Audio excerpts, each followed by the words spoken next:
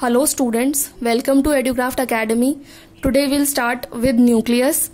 Nucleus is the most important part of cell. It controls all the cell activities. जिस तरीके से human body में brain सबसे important है, सारे फंक्शंस को रेगुलेट करता है, ऑर्डर देता है सभी पार्ट्स को, सेम उसी तरीके से सेल में न्यूक्लियस सबसे मोस्ट इम्पॉर्टेंट पार्ट है. Nucleus was discovered by Robert brown in 1831. Nucleus किसने डिस्कवर किया था? रॉबर्ट ब्राउन इन 1831. ठीक है.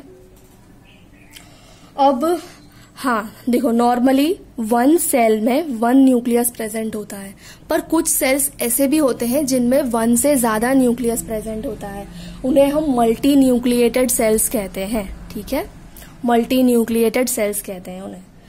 अब कुछ सेल्स ऐसे भी होते हैं जिनमें न्यूक्लियस प्रेजेंट नहीं होता है, तो वो सेल्स कौन से हैं? आरबीसीज, सीव ट्यूब्स, आरबीसी यानी red blood cells. They don't have nuclei at maturity. मतलब लाइफ के अर्ली स्टेजेस में से उनके पास न्यूक्लियस प्रेजेंट होता है, बट मैच्योरिटी के टाइम पर न्यूक्लियस प्रेजेंट नहीं होता है. ठीक है. अब हम न्यूक्लियस के कंपोनेंट्स डिस्कस करेंगे. तो उसके कंपोनेंट्स क्या क्या थे? Nuclear membrane. ठीक है, nuclear membrane, nucleolus, nuclear SAP और न्यूक्लियोप्लाज्म एंड क्रोमेटिन फाइबर्स. तो सबसे पहले न्यूक्लियर मेम्ब्रेन, ये क्या है? तो आउटर वॉल ऑफ न्यूक्लियस. ठीक है, it is made up of lipids and proteins. किस चीज की बनी होती है? ये याद रखना है आपको. ठीक है, it is made up of lipids and protein. जैसे सेल वॉल सेल्यूलोज की बनी थी, cell membrane lipids and proteins की बनी थी, तो उसी तरीके से न्यूक्लियर मेम्ब्रेन भी लिपिड्स और प्रोटीन्स की बनी हुई है. ठीक है. अब ये जो न्यूक्लियर मेम्ब्रेन है, इसमें दो मेम्ब्रेन्स प्रेजेंट है, तो उनके बीच में स्पेस प्रेजेंट होती है. ठीक है, that space is called perinuclear space. ठीक है, that space is called perinuclear space. ठीक है, दो पैरेलल मेम्ब्रेन्स, उनके बीच में पेरी न्यूक्लियर स्पेस. ठीक है. उसके बाद जो न्यूक्लियर मेम्ब्रेन है वो कंटिन्यूअस मेम्ब्रेन नहीं है, उसके बीच में कुछ पोर्स होते हैं, कुछ स्पेस बाकी है, तो न्यू पोर्स प्रेजेंट है. ठीक है, न्यूक्लियर पोर्स. अब ये पोर्स का काम क्या है कि पोर्स प्रेजेंट होंगे तो अंदर बाहर हो सकता है फ्लूइड, बाहर से फ्लूइड अंदर आएगा, अंदर से फ्लूइड बाहर जाएगा इन पोर्स से. ठीक है, इसका मतलब ये क्या करते हैं? They allow exchange of material. They allow exchange of material between nucleus and cytoplasm. Cytoplasm से न्यूक्लियस में, न्यूक्लियस से साइटोप्लाज्म में. ठीक है, nuclear membrane. After this nuclear sap. तो न्यूक्लियर सैप क्या होता है? Nucleoplasm same as cytoplasm. जिस तरीके से साइटोप्लाज्म सेल में प्रेजेंट होता है, उसी तरीके से न्यूक्लियोप्लाज्म न्यूक्लियस में प्रेजेंट होता है. और इसके अंदर क्या प्रेजेंट होगा? तो it contains nucleolus and chromatin. है ना, न्यूक्लियोलस और क्रोमेटिन, ये दो चीजें ही तो प्रेजेंट है न्यूक्लियस के, न्यूक्लियर सैप के अंदर. ठीक है, वो इसे कंटेन करते हैं. न्यूक्लियोलस, तो ये क्या है? It is a spherical body present inside the nucleus. ठीक है, इट लैक्स अ मेम्ब्रेन. जैसे अब हम मेम्ब्रेन के बारे में हमने काफी देख रहे हैं हम तो, लेकिन ये जो न्यूक्लियोलस है इसके पास मेम्ब्रेन नहीं है. ठीक है, it does not have membrane, but it is rich in RNA. इसके अंदर आरएनए प्रेजेंट है. ठीक है, आरएनए एंड प्रोटीन्स. न्यूक्लियोलस जो है it is rich in RNA and proteins. और इसका फंक्शन ही ये है कि it helps in formation of ribosomes and protein synthesis. It helps in formation of ribosomes and protein synthesis. ठीक है, nucleolus, formation of ribosomes and protein synthesis. After that chromatin fibres, chromatin material. ये जो chromatin material है वो किस तरीके से है? तो it is a network of threads. ठीक है, आप न्यूक्लियस का डायग्राम देखिए, कि न्यूक्लियस का डायग्राम देखिए आप. हमने देखा न्यूक्लियर मेम्ब्रेन, तो आउटर मेम्ब्रेन, डबल मेम्ब्रेन, बीच में pores, pores are nuclear pore, nuclear membrane. ठीक है, देन न्यूक्लियोप्लाज्म, न्यूक्लियोप्लाज्म है, it contains nucleolus and chromatin. ठीक है, this is chromatin.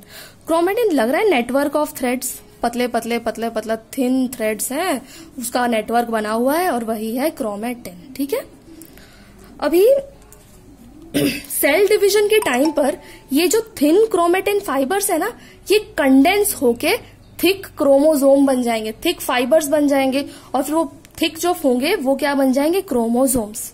What is this, chromosome. ठीक है, क्रोमोसोम्स बन जाएंगे। सेल डिवीजन के टाइम पर क्रोमोसोम्स अपीयर होंगे, बाकी अपीयर नहीं होंगे। ये आपको समझ आ गया, diagram structure of nucleus. Chromosome, chromosome का स्ट्रक्चर कैसा होता है, इस तरीके से होता है। ये जो बीच में है दिस इज सेंट्रोमियर, और ये दोनों आर्म्स जो हैं इन्हें कहते हैं क्रोमोसोमल आर्म्स। ठीक है, this is structure of chromosomes. ठीक है, होप समझ आया होगा आपको। क्रोमेटिन पढ़ रहे हैं हम, क्रोमेटिन बहुत इंपॉर्टेंट है। ठीक है, chromatin in network of threads it forms chromosomes. ठीक है, अभी आ जाइए हम क्रोमेटिन मटेरियल पर हैं। तो chromatin material network of threads है, इट कंसिस्ट ऑफ डीएनए। ये किस चीज का बना होता है, it consist of DNA. D और डीएनए क्या होता है, what is DNA, DNA is deoxyribonucleic acid. ठीक है, अब cell division, during cell division मतलब सेल डिवीजन के टाइम पर ये जो थिन क्रोमेटिन फाइबर्स हैं they will condense and form chromosomes. ठीक है, they will condense and form chromosomes and these chromosomes contain jeans.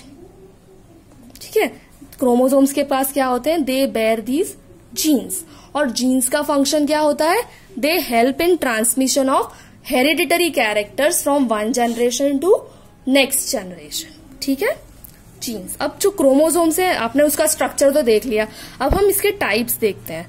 तो there are 23 pairs of chromosomes. ये जो क्रोमोसोम्स होते हैं दे आर 23 पेयर्स।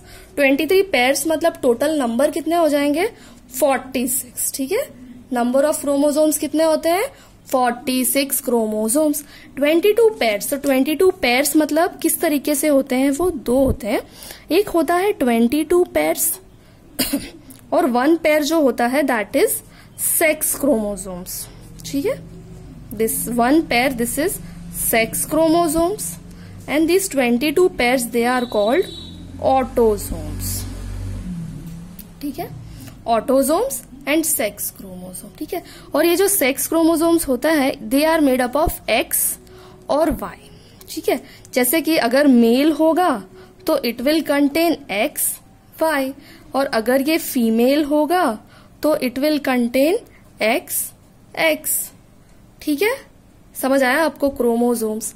जो क्रोमोसोम नंबर होता है it is specific for it is constant for a particular species, मतलब एक पर्टिकुलर स्पीशीज में कांस्टेंट नंबर ऑफ क्रोमोसोम्स ही होते हैं। जैसे ह्यूमन बींग्स हैं तो they will have 46 number of chromosomes only.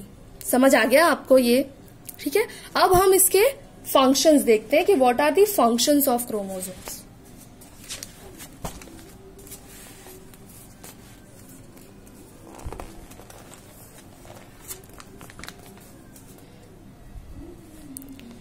Functions of chromosomes,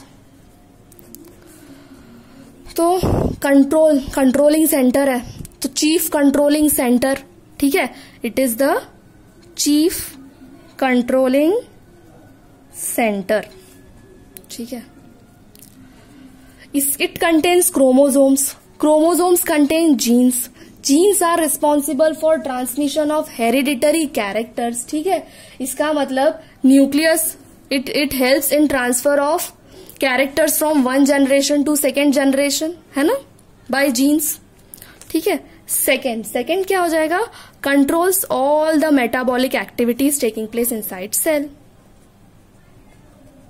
controls metabolic activities taking place inside the cell.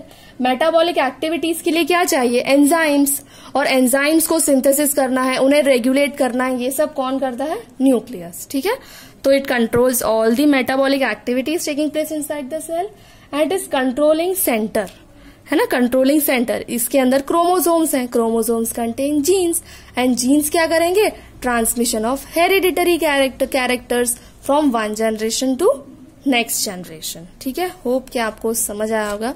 अभी next class में हम सेल ऑर्गेनल्स स्टार्ट करेंगे। ठीक है, चलो तब तक के लिए गुड बाय, टेक केयर।